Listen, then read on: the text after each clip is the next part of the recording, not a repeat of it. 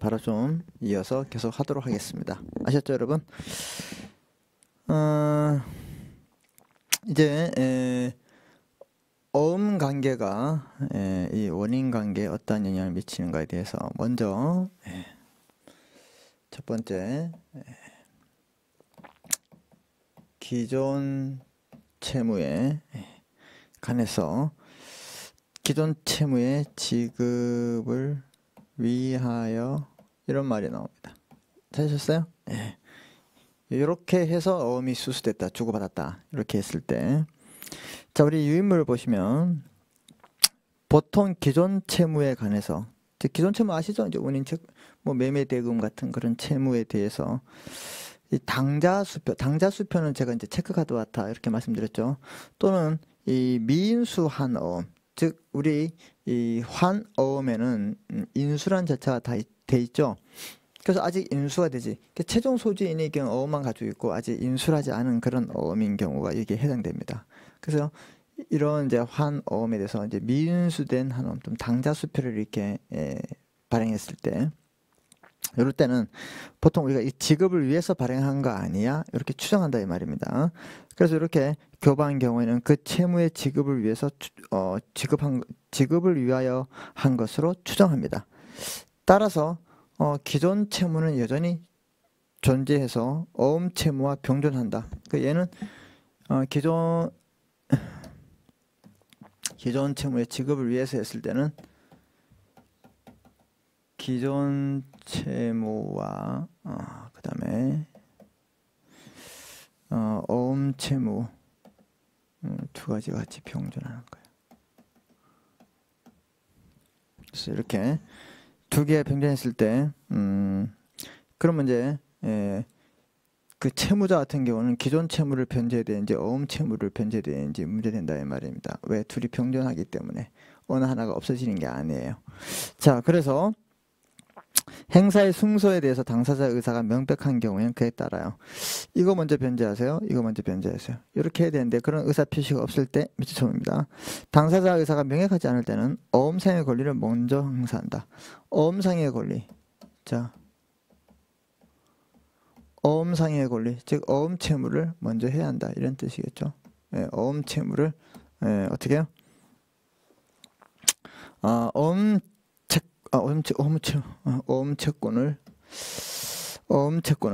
채권을 먼저 행사하는 게 낫습니다. 이게 원칙입니다. 후에 이제 나중에 뭐 또 기존 채무 우리가 변제해야 되겠죠. 그런데 이걸 했을 때 뭐예요? 어음상 채권을 했으면 얘는 뭐 어떻게 된 겁니까? 이게 문제가 뭐냐면 지급을 위해서 했을 때 기존 채무와 같이 병존한다. 그래서 그럼 어느 채권부터 우리가 해야 되나? 당연히 어음상에 걸린 어음 채무부터 우리가 어떻게 해요? 행사를 해야 된다 이 말이죠. 자, 이렇게 여러분이 이제 간략하게 좀 알아두시고, 두 번째는 기존 채무의 지금이 아닙니다. 지급을 담보하기 위해서 지급을 확보하기 위해서 이제 이렇게. 자, 이때는 이제 약속어음이 우리가 보통 이제 발행했을 때는 이제 기존 채무에 가서 약속어음이 발행됐어요. 이럴 때는 일반적으로 채무 이행을 담보하기 위해서 발행된 것으로 이제 추정합니다. 보통 이제 약속어음이 발행됐다, 그러면 수수됐다, 그러면 담보 소구하기 위해서, 즉 상한 청구하기 위해서 발행했다. 이렇게 우리가 보고 있다 이 말이죠. 따라서 이제 기존 채무도 그대로 있는 거죠. 우리 뭐 어음을 발행했다고 해가지고 이게 기존 채무가 없어지는 거 아니에요. 알았죠? 자, 그래서 기존 채무는 소멸하지 아니하고 어음 채무와 병존합니다. 여기도 병존한다. 여기도 똑같죠? 병존하죠. 병존. 여기가 똑같아요. 병존. 자, 어음 채무와 병존하고 어느 채권을 먼저 행사하느냐에서 채권자의 선택이다.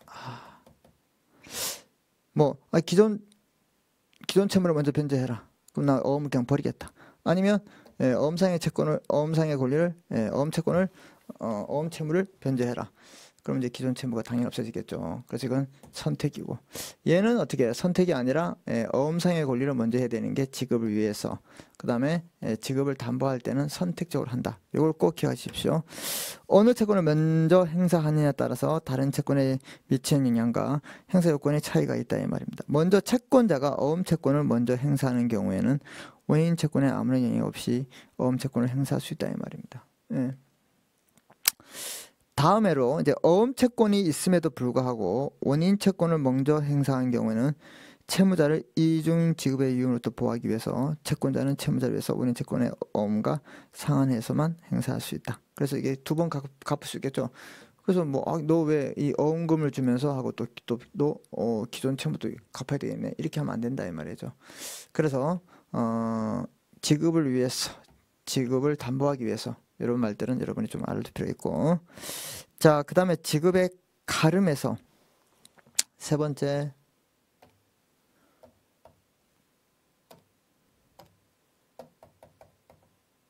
지급의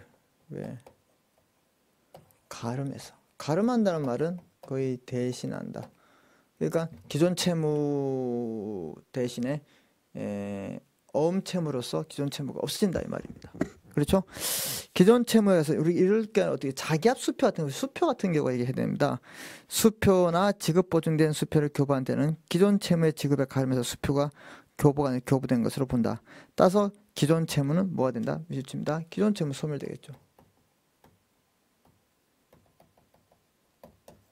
가름한다는 말은 소멸된다 이 말입니다. 그래서 어음 채무만 존재하게 되기 때문에 채권자는 어음 채권만 행사할 수 있다. 그리고 이 경우 어음 채권이 소급 보존 절차의 흠결 또는 소멸시효로 소멸한 때는 채권자는 원인 채권도 행사할 수 없기 되므로 이득 상환 청구권을 행사할 수 있다. 그래서 이럴 때는 이제 우리 아까 배웠던 이득 상환 청구권. 그 다음에 원인 채무의 지급에 관해서 어음이 수수된 경우에는 바로 원인 채무가 소멸하기 때문에 다음 페이지 원인 채무에 부수된 담보물권도 특이없는 소멸된다고 보아야 합니다. 그래서 여러분들은 이렇게 가름할 때는 우리 기존 채무가 소멸된다 이렇게 특징만 알아두시고, 그 다음에 지급을 위하여 했을 때는 어떻게 해요? 기존 채무가 병존하는데 이거는 이제 어음 채권부터 선택해야 된다. 담보를 하기 위해서는 뭐 병존하는데 얘는 선택한다. 이렇게 여러분들이 좀 알아두시면 되겠습니다. 아셨죠? 예. 자, 지금까지 본 게 바로 뭐냐? 어음 관계다. 어음 관계다. 원인 관계를 보았다. 맞습니까? 네. 그래서 이제는 이제 그 발행인과 지급인 간의 관계인 자금 관계에 대해서 우리가 한번 살펴볼 필요가 있다 이 말입니다. 아시겠죠? 그 여기는 뭐 우리 간단하게 한번 살펴보겠습니다. 예, 이제 오히려 이제 원인 관계 더 중요하기 때문에. 그럼 이런 자금 관계는 자금 관계는 환어음과 이제 수표에서 잘 나오죠. 약속어음에서는 없다. 왜? 약속어음에는 지급인이 없기 때문에. 이해되셨나요? 네, 지급인이 없잖아요. 그래서 이런 말했습니다. 한번 읽어보면 여러분 이해하실 겁니다. 자금 관계란, 자, 우리 29페이지. 환어음과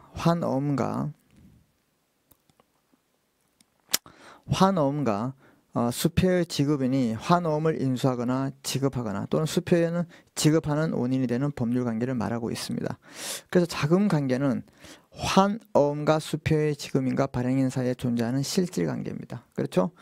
자, 그래서 약속어음에서는 발행인 자신이 지급인인데 약속어음에서는 발행인 자신이 지급인이 해당되기 때문에 자금 관계가 없다 이렇게 보시면 돼요.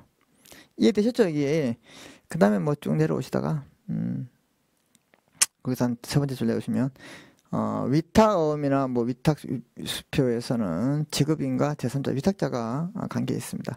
그 밑에 이제 밑줄칩니다. 자금 관계는 발행인이 사전에 지급인에게 자금을 공급하여 두는 경우가 대부분이다. 그래서 지급인에게 돈을 주면서 이 사람에게 받으세요 이렇게 공급해야 된다 이 말이죠. 지급인이 먼저 지급한 후에 발행인에게 지급된 자금을 청구하는 경우도 있습니다. 이를 보상관계라고 합니다. 뭐 이렇게 됐을 때 위임이나 사무관리, 우리 민법에 관한 그런 내용들이 여기에 뭐 이론으로 적합하다. 자, 일단은 환어음의 자금관계에 대해서 얘도 똑같아요. 우리 원인관계와 어음관계에 대해서도 우리 추상성이 중요했죠. 무인성 똑같습니다. 여기에서도 여기서는 제가 이제 말로만 좀 하겠습니다. 그 여러분들 좀 들으시고. 자, 어음관계 자금관계와 어음관계는 분리되어 있다. 얘들도 뭐 때문에? 그래서 왜 네가 돈을 지급해야 되냐? 알 필요 없어요. 지급하면 되는 거죠. 이해됐습니까? 그래서 어음관계 추상성이에요. 어음관계는 자금관계 유무 또는 내용에 따라 영향을 받지 않는 것이다. 그래서 추상성, 다른 말로 무인성이다. 자, 그래서 이 자금관계와 어음관계의 결련성이 있냐? 예외적으로 어음관계와 자금관계를 어음관계가 자금관계를 반영하는 경우가 있는데 뭐 어떤 데냐? 뭐 어음관계 지주당사가 안에서 인적 항변을 작용하던가 아까 했잖아. 못 주겠다. 그 다음에 지급 청구하던가 이득 상환 청구권. 아까 거의 똑같습니다. 요거 한번 아까 뭐야? 원인 관계가 아까 저 원인 관계가 뭐에 어음 관계에 미치는 것. 여기서는 자금 관계가 어음 관계에 미치는 것. 뭐 이런 것들하고 똑같아. 그다음에 수표와 자금 관계가 있는데 수표의 규정에서 수표의 자금 관계는 수표법에 명시한 수표의 발행을 제한하고 있습니다. 그래서 수표법 3조에서는 수표를 제시한 때 발행인이 처분할 수 있는 자금에 있는 은행을 지급인이 은행이다 이 말입니다. 발행인이 그 자금을 수표에서 처분할 수 있는 명시 또는 무시적으로 계약에 따라서 이를 행사할 수 있다고 규정하고 있습니다. 이런 것들을 우리가 뭐 자금 관계로 하고 있다. 이렇게 보시고 넘기겠습니다. 넘기고 이것도 수표 관계와 자금 관계가 분리될 수 있다. 이렇게 보시고 그 다음에 관련되어 있냐 관련되어 있다. 뭐 이런 것들을 한번 읽어보세요. 중요한 것은 이 원인 관계에 관한 내용들이 상당히 중요합니다. 그래서 어음의 실질 관계를 공부할 때는 이 원인 관계와 어음 관계를 이제 우리 영향을 미치는 정도에 따라서 분리해서 공부하는 것들이 중요하기 때문에 여러분들이 그런 것들을 다시 한번 충분히 숙지하시면 되겠습니다. 왜? 너무 중요하기 때문에 그래요. 이해되셨습니까? 네. 자, 우리 이렇게 대망의 뭘 공부했냐? 이제 발행에 대한 이제 주요한 내용들을 쭉 공부해 왔다 이 말입니다. 이해됐습니까? 네. 자, 이제는 두 번째 이제 테마인 이제 배서에 대해서 공부를 한다 이 말입니다. 양도죠. 양도. 자, 우리 이제 배서에 대해서 이제 학습합니다. 예를 들어서 이제 빨리 할게요. 이렇게 그림은 이 발은 발행입니다. 했고 시가 배서합니다. 우리 배서를 다른 말로 양도한다 이 말이죠. 시에게 왜 이 사람이 배서를 했을까요? 원인 관계 뭐 있겠죠. 아까처럼 매매, 뭐 소비 대차 등등등 있는데 왜 배서를 했을까? 이 원인 관계하고 이 사람과 이 사람이 직접 어음을 배서한 거 이런 어음 관계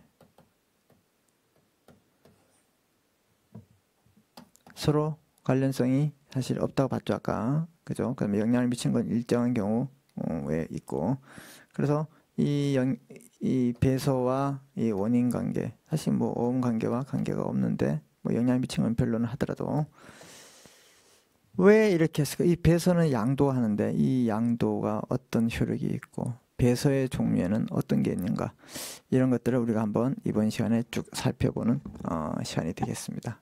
이해되셨습니까? 자, 그래서 우리 이제 뭐 배서의 의의가 나오고 그 다음에 뭐 배서의 종류들이 쭉 나와요. 그래서 배서의 종류들이 나오고 배서의 내용 그 다음에 효력 특수배서 뭐 이런 것들이 쭉 나오는데 크게 제가 한번 개관적인 설명을 먼저 좀 여러분에게 말씀을 드리고자 합니다. 자, 그래서 여기서 우리가 이제 또 이 배서를 배우면서 특수 배서를 배우고 이제 선의취득을 우리가 공부한다고 했죠. 그래서 이런 내용들이 상당히 중요하기 때문에 우리가 이제 공부를 하는데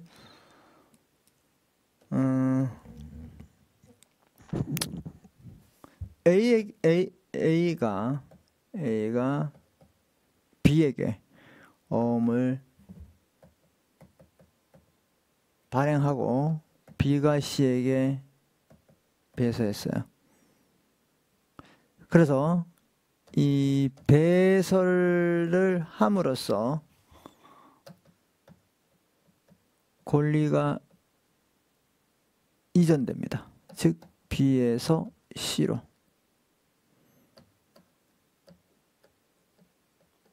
담보적 효력이 있습니다. 예컨대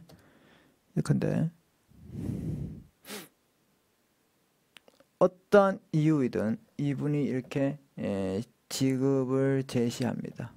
소진이. 이분이 여러 가지 이유로 항변을 한다. 지급을 거절한다. 그러면 이 사람은 어떻게 해요? 채권에 만족을 못 얻었죠. 이랬을 때 이분에게 어떻게 해요? 상환 청구를 한다. 이 상환 청구를 다른 말로 우리는 옛날 말로 소구한다. 이해됐습니까? 예, 우리가 상환 청구를 한다. 이렇게 상환 청구할 수 있는 것은 담보적 효력 때문이다. 그 다음 세 번째.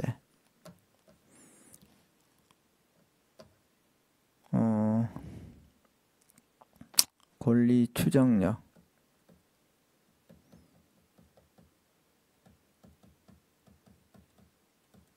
권리 추정력, 그 다음 자격 수여적 효력이라 합니다. 일단 이 사람이 어음을 소지를 하고 있으면 이 사람이 뭐야? 적법한 소지인으로 추정받겠죠. 이 추정은 뭐예요? 나중에 반증에 의해서 번복될 수 있다. 그런 내용도 여러분이 공부했습니다. 자, 그래서 여러분들 제가 여기 앞에 지금 빨간 거 지금 그려졌죠? 이 빨간 게 뭐냐? 이게 배서에 중요합니다. 배서에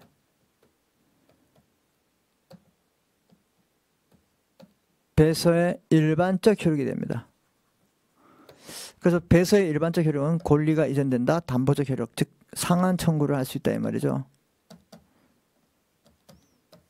세 번째, 권리를 추정력한다. 자격 수여적. 일단 가지고 있으면 적법한 소진으로 본다 이 말입니다. 이걸 뭐라 한다? 배서의 일반적 효력이 있습니다. 배서의 일반적 효력. 자, 그럼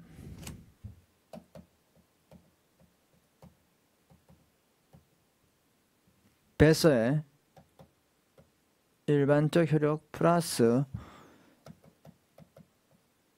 선의취득 플러스 인정 여부. 잘 들으세요. 지금 중요한 말 하고 있습니다. 그럼 배서의 일반적 효력이 뭐였어요? 권리 이전, 담보, 그 다음에 자격 수여. 요 세 가지. 그 다음에 선의취득이 인정되느냐. 그 다음에 인적 항변이 절단되어 있느냐. 인적 항변이 인정되지 않느냐에 따라서 이 5가지, 잘 들으세요. 이 5가지 요소 중에서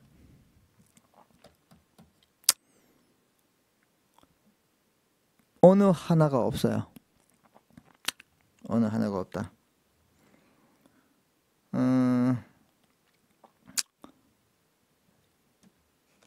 예를 들어서 얘 있고 없고 있고 없고 없고 그 다음에 없고 없고 없고 없고 있고 이렇게 등등등.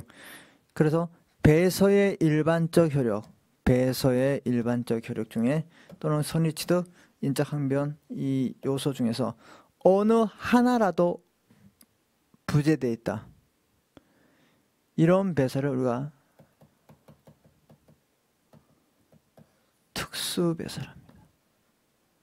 다시 합니다. 특수배서란 말은 배서의 일반적 효력 중에 어느 하나가 없거나 또는 선의취득 또는 인적항변 절단이 없을 때, 즉 이 배서의 일반적 효력, 선의취득에 관한 여부, 인적항변이 절단되는지 여부에 대해서 어느 하나라도 없으면 그 효과에 의해서 이 배서들은 특징을 갖습니다. 그래서 뭐 담보적 효력이 없다, 선의 취득이 안 된다, 인적 항변이 절대 안 된다, 이런 배서를 함으로써 그런 효력이 나타나는 그 배서를 우리가 일반적 배서가 아니라 특수 배서를 한다. 그래서 특수 배서는 뭐예요? 배서에 일반적 효력이 없거나, 그다음에 선의 취득이 안 되거나, 인적 항변 절단이 된다. 그래서 여러분들 어디에 보시냐면 우리 그 강의 교재 41페이지에 오시면 41페이지에 오시면 아주 잘 나와 있습니다. 맞습니까? 그래서 이 41페이지에 특수배서라고 이렇게 도표가 되어 있는데, 권리 이전적 효력, 담보적 효력, 자격 수요적 효력, 이게 뭐였어요? 권리의 배서의 일반적 효력과 선의 취득이 되느냐 안 되느냐, 그 다음에 인적 항변이 절단되느냐 안 되느냐, 여기에 대해서 보세요. 여기 도표에서 보면 동그라미 다 추려진 게 없어요. 어느 하나도 반드시 없습니다. 그죠? 그래서 무담보 배서는 소구력이 없고, 배서 금지도 소구가 없고, 한배서는 인적 항변이 절단된다 이 말입니다. 인적 항변이 절단된다. 항변할 수 있는데 항변 못한다 이면 직업을 해야 한다 이 말입니다. 알았죠? 그 다음에 기한 후 배서, 얘도 거의 다 없고, 그 다음에 추심 유인 배서, 입질 배서, 이런 것들이 전부 다 뭐예요? 전부 다 이 5가지 요소 중에 어느 하나가 없는 거다. 그걸 무슨 배서를 한다? 특수 배서를 한다. 그래서 여러분들 이걸 아는 게 상당히 중요하다 이 말입니다. 이해됐습니까? 그럼 배서는 뭐예요? 권리를 양도한다 이 말입니다. 그걸 우리가 배서를 한다. 이해되셨죠? 네. 그래서 여러분들 이제 배서는 권리를 양도하는데, 그 양도하는 이제 그 배서에 보통적으로 이제 효과가 3가지 있는데, 거기 플러스 알파로 선의 취득이 되느냐 또는 인적 항변이 절단되느냐에 따라서 어느 하나도 없으면 그런 효력을 갖는 배서를 우리가 특수 배서를 한다. 요거 여러분이 반드시 기억해 주셔야 한다. 자, 그래서 우리는 이제 이 배서의 의의에 대해서 한번 좀 공부해 보도록 하겠습니다. 그래서 우리 30페이지 오시면, 자, 어음상 권리에 양도하는 방법이 뭐냐? 자, 우리 어음수표는 권리 양도 방법을 뭐라 그래요? 네?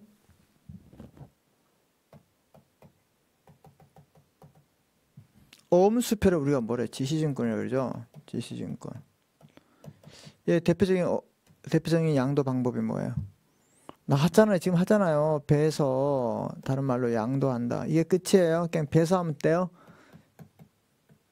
배서에 의해서 교부를 해야 되겠죠. 줘야 되겠죠. 그래서 일단은 배서가 뭔지 중요하다. 이전 방법. 그래서 권리 양도 방법은 배서 플러스 양도가 있어야 된다. 아니, 배서 플러스 뭐 교부가 있어야 된다. 그 다음 우리 또 뭐 했었어요? 이거 하면서 무기명 증권. 뭐 가장 대표적인 게 뭐예요? 뭐 상품권,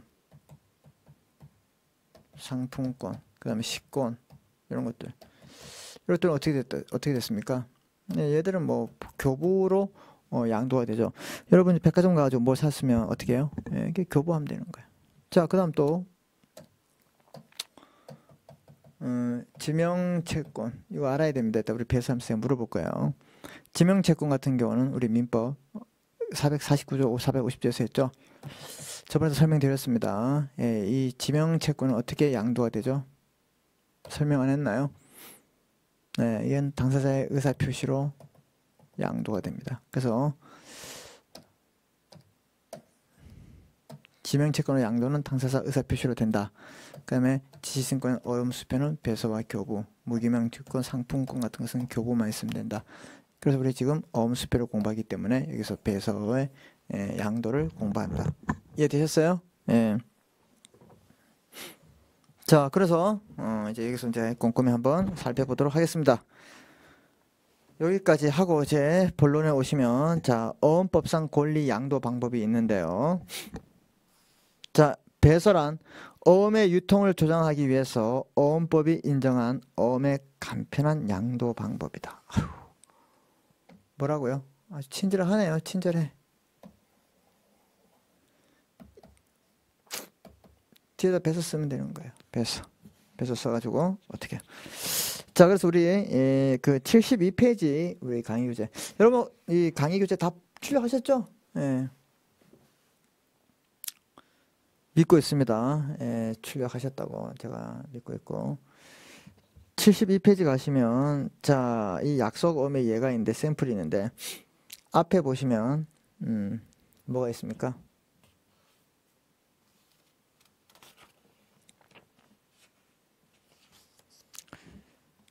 이 약속어음이 있고 뒷면이 바로 밑에 있는 건데 뒤에 보세요. 이렇게 앞면에 적은 금액을 그 지신에게 지급해 주십시오. 또는 거절 증서를 이제 한다. 이렇게 쓰는 거 있죠. 이것들이 바로 배서입니다. 배서 뒤에 양도한다. 여기 적어가지고 등질배 배신자요 뭐 이렇게 하잖아요. 등 뒤에 쓰라 이 뜻입니다. 그래서 이렇게 씀으로써 양도가 되고 또 확실하게 해서 교부까지 해야 한다 이 말이죠. 예. 이해됐습니까? 예. 그래서 간편할까요? 왜 간편한 이제 양도 방법이 된다. 그래서 어음은 법률상 당연한 지시증권. 제가 아까 이게 말씀드렸잖아요. 지시증권이라고. 그 민법에서는 이 지명채권 같은 양도를 중요시 다루죠. 그리고 이제 지시증권과 무기명증권은 수표 상법으로 보낸다. 뭐 이렇게 하고 있습니다, 우리. 그래서 지금 이게 우리 상법에 관해서 공부할 때 이 어음수표를 이렇게 열심히 여러분들이 공부하는 이유가 여기에 있다 이 말입니다. 자, 그래서 어음은 법률상 당연한 지시증권이기 때문에 이므로 지시식으로 발행된 경우는 물론 기명식으로 발행된 경우도 배서에서 타인에게 양도할 수 있다 이 말입니다. 누구에게? 기명식이란 말은 너에게 주겠다 이렇게 콕 찜하는 거죠. 예. 여러분들 지금 젊고 몰랐는데 옛날에 이제 그 오락 프로그램 보면 이제 남녀가 나와가지고 사랑의 짝대기를 막 이렇게 해가지고 막 찌르고 찜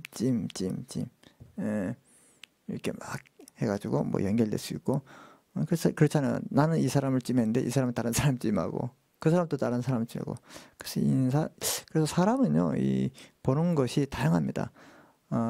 그래서 이제 보평 타당한 게 상당히 중요한 거예요. 이런 뭐 예를 들어서 뭐 이런 게 있을 때 이것들을 전부 다 여러분들이 모든 사람들이 좋아해. 그렇지만 싫어하는 사람도 있어요.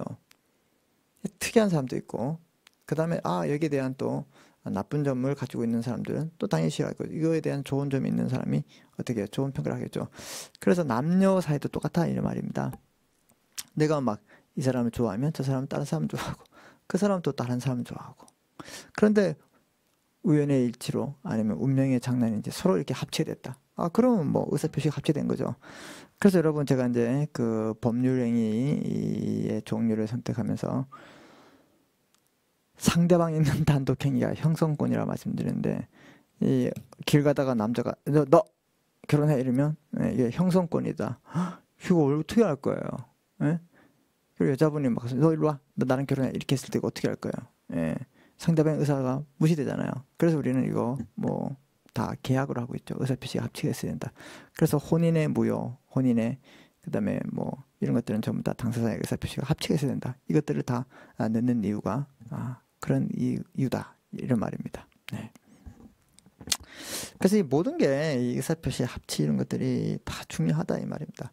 우리가 뭐 남자 여자와 사귀더라도 뭐 명시적으로 뭐 계약서를 쓰고 사귀지 않더라도 무언으로 계속 만나다 보니까 정이 들고 그래서 뭐 어느 날 갑자기 뭐 밥도 같이 못 가다 보니까 늘 이제 뭐 궁금해지고 이제 전화를 하다 보니까 꼭 우리가 뭐 오늘부터 뭐 1일이야 뭐 이런 말을 하지 않더라도 뭐야 얘랑 나랑 뭐 사귀는 걸까 뭐 이렇게 하면서 자연스럽게 또 이게 발전할 수 있는 게 또 이게 또 재미가 있지 않을까.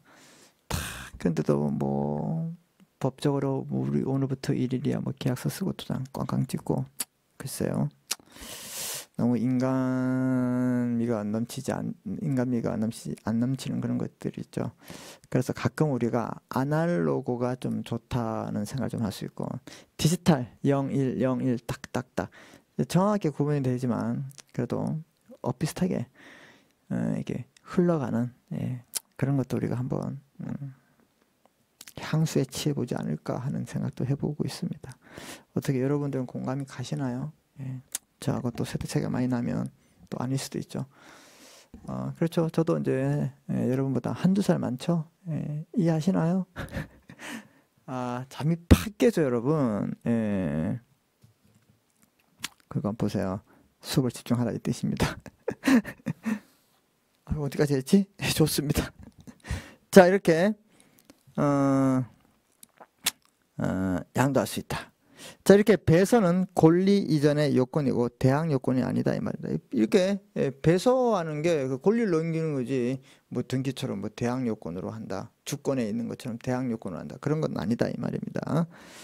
배서는 어음의 배서를 기재하고 우리 뒤에 우리 72페이지 봤죠? 그 배서하는 란 있죠? 그럼 보세요. 아까 그 프린트해 놓은 배서가 다시 한번 가볼까요? 72페이지. 이거 하나 둘 셋 네 개밖에 없네요. 그럼 어떻게 해요? 나중에 뭐 어떻게 해요? 그 이어서 하든가 붙여서 하든가 아니면 다시 뭐 종이를 더 떼든가 이런 게 뭐 복본이다 뭐 이렇게 하는 겁니다. 이해되셨어요? 네. 자, 그래서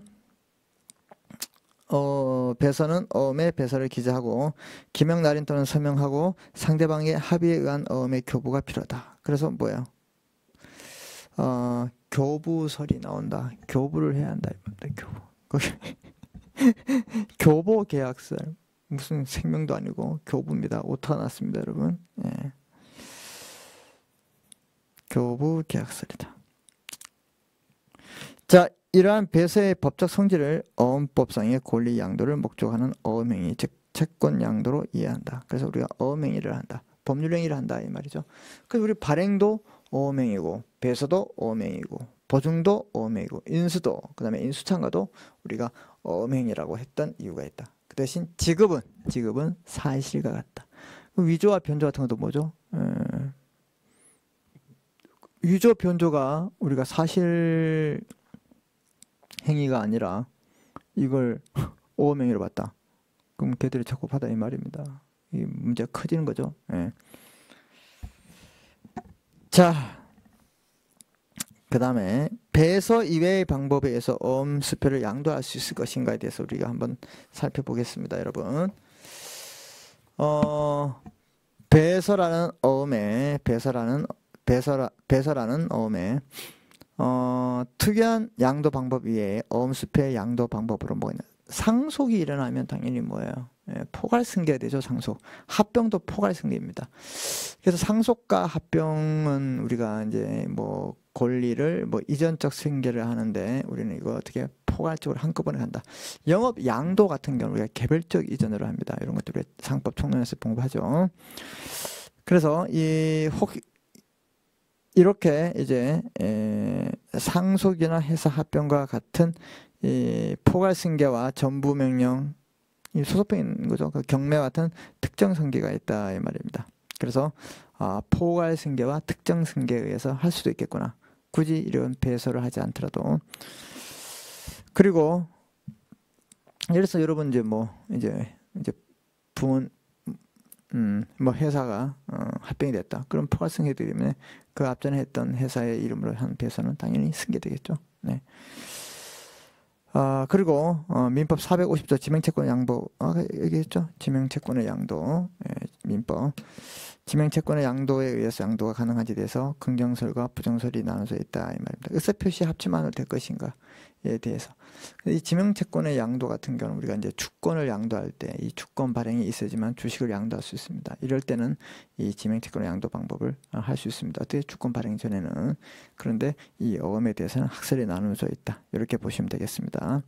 다만 배서금지 어음 이런 것들 지시금지 어음 배서금지 어음 아주 중요한 어음들입니다. 배서금지 어음은 지명채권 양도 방법에 의해서 양도 가능하다고 보고 있습니다. 배서금지 어음은 배서를 금지하는 거예요. 알았죠? 그리고 백지식 배서에 의해서 어음을 취득한 소지인은 단순한 교부에 의하여 양도할 수 있다. 왜? 이 백지식 배서도 나중에 당연히 백지식 배서는 이런 거죠. 이렇게 배우지만 A가 B에게 했어요. B는 누구에게 할까요? C에게 하죠. 그럼 이 브랭크에서 뒤에 했어요. 이렇게 배서가 돼 있네. 예. 얘가 얘기할 거야. 얘는 얘기할 거야. 이렇게 할 거야. 누가 들어갔어요? C가 들어간다 이 말입니다. 알겠습니까? C가 들어가기로 돼 있다 이 말입니다. 굳이 뭐 기록하지 않더라도 아는 거예요. 이런 백지식교서에 의해서도 양도가 가능하다. 예. 이게 우리 백지어음에서도 배웠던 것 같은 그런 내용들이다. 이렇게 보시면 되겠습니다. 그 다음에 배서금지어음이 나오는데 이 배서금지어음 요 배서금지어음부터는 우리가 이제 다음 주차부터 좀 수업을 하겠습니다. 알겠죠? 그래서 여러분들 이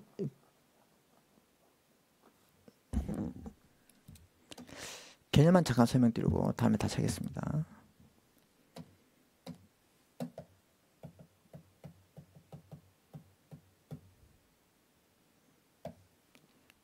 배서금지어음이 있고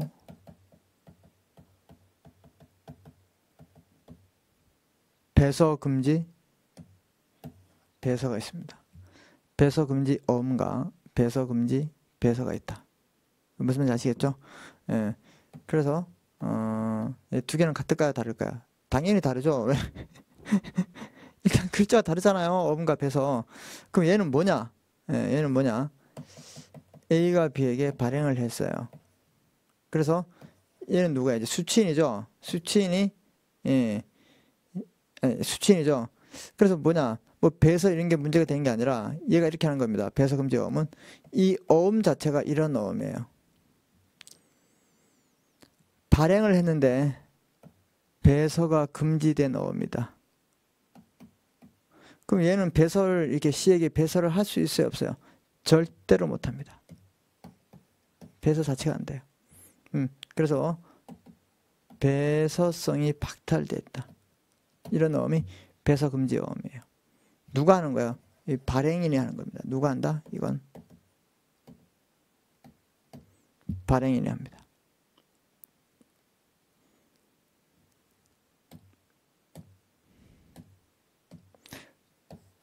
배서금지 배서는 A가 B에게 발행을 했어요. 배서인이 C에게 배서를 해요. 그런데 뭐라 하면 이런 배서를 한 겁니다. 너 말고 더 이상 배서하지 말라. 이게 바로 배서금지 배서예요. 누가 이거 한다? 배서인이 합니다. 근데 만약에 이걸 어기고 C가 D에게 배서했다. 그럼 얘한테는 책임을 안 진다 이 말입니다. 배서는 할 수 있는데 그 이외부터는 책임 안 진다. 그래서 배서금지 배서예요. 그럼 담보 책임이 있는 거예요? 없는 거예요? 없는 거죠. 그래서 얘가 뭐가 되는 거예요? 얘는 특수배서가 되는 겁니다. 일단 개념. 그래서 여러분들 배서금지어음은 발행인이 하고 배서금지 배서는 누가 하냐? 배서인이 한다. 요거 여러분이 좀 기억하시고 우리 다음 시간 10주차 수업에 들어왔을 때 여러분이 어떻게 해요? 바로 이해하고 우리 이제 그 30페이지부터 우리가 이제 수업을 좀 하도록 하겠습니다. 아셨죠? 오늘은 여기까지 하겠습니다. 그래서 이 배서금지 그럼 요 얘기 좀 이 얘기를 한다는 게 깜빡했네요. 쏘리 여러분 죄송합니다. 자 그러면 이 배서금지 어음은 이 채권이 계속 이제 이 어음이 넘어가는 걸 방지하기 위해서 그럼 이 사람에게 어떻게 오히려 이거는 지명 채권이 됐다 이 말입니다. 지명 채권화 되었다. 그러니까 배서금지 어음은 지명 채권이 되었다. 누구 얘에게 무슨 말인지 아시겠죠? 이런 성질이 있다. 이거 나중에 물어볼 겁니다. 좋습니다, 여러분. 자, 오늘은 여기까지 하겠습니다. 자, 복습 잘 하시고 우리 다음 주차에서 뵙겠습니다.